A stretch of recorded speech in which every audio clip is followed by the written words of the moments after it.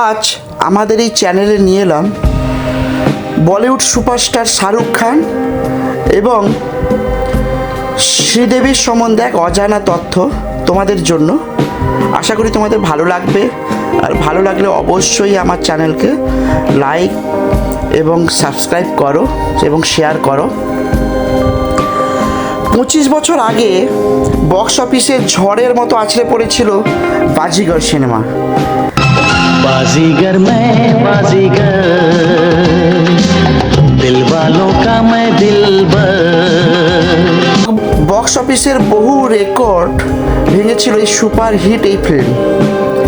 চিত্রনাট্য যেমন শক্তিশালী ছিল তেমনই হিট করেছিল এর প্রতিটা গান। बाजीगर ओ बाजीगर तू है बड़ा जादूगर। এই ফিল্মের পর থেকেই রীতিমতো হিট হয়ে যায় শাহরুখ এবং কাজল জুটি। আর এই ফিল্ম দিয়েই বলিউডে পা রাখেন শিল্পা শেট্টি।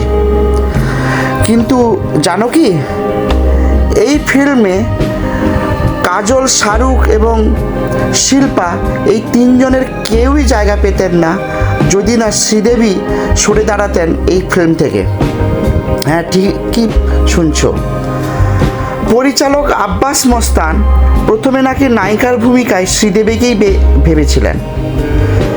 শ্রীদেবী সে সময় বলিউডের প্রথম সারি একজন অভিনেত্রী ছিলেন।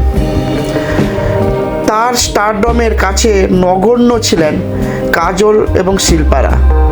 শাহরুখও খুব একটা নাম করতে পারেননি তখন। পরিচালক আব্বাস মস্তান যখন শ্রীদেবীর কাছে এই ফিল্মের অফার নিয়ে যান, স্ক্রিপ্ট শুনেই পছন্দ হয়ে যায় শ্রীদেবীর।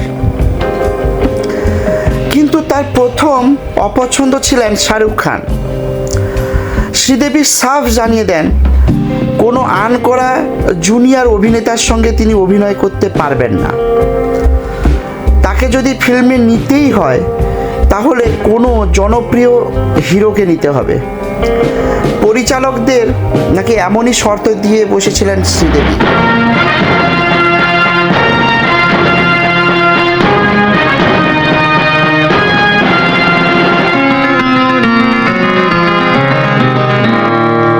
পরিচালক আব্বাস মস্তান তাকে জানিয়েছিলেন যে এর আগে সলমন খান, আমির খান এবং অনিল কাপুরের কাছে তারা প্রস্তাব নিয়ে গিয়েছিলেন, কিন্তু এই ফিল্মে নায়কের চরিত্র নেগেটিভ হওয়ায় তারা কেউই এই প্রস্তাবে রাজি হননি। একমাত্র শাহরুখ খান প্রস্তাব ফিরিয়ে দেননি।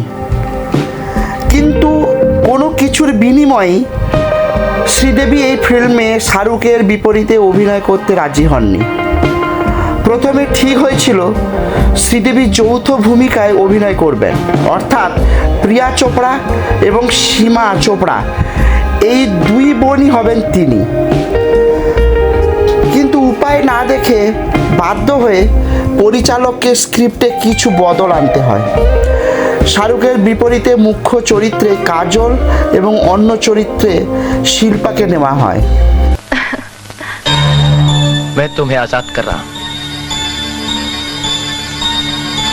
मुझे माफ कर देना।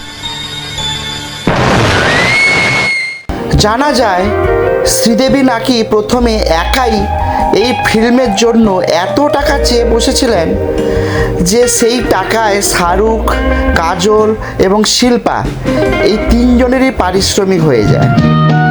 और हार कर जीतने वाले को बाजीगर कहते हैं। তো বলিউড সম্বন্ধে আমার এই ছোট্ট ইনফরমেশন কেমন লাগলো তোমরা অবশ্যই জানাবে।